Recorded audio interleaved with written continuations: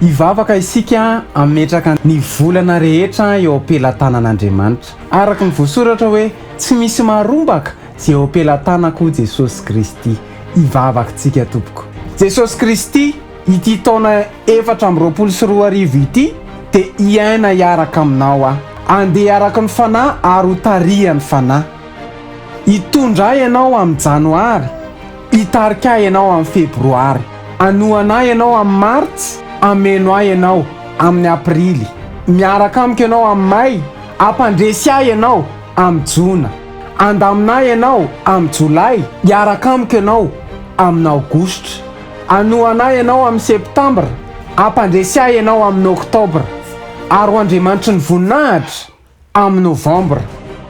Tompo, eo foana ianao amin'ny desambra, miaraka amiko ianao amin'ny fahavaratra, miaraka amiko ianao amin'ny lohataona, miaraka amiko ianao amin'ny ririnina. Ianao Jesosy ny tsy miova omaly sy anio ary mandrakizay, miaraka amiko mandrakizay ianao ary anafaka amin'ny tahotra rehetra. Amen.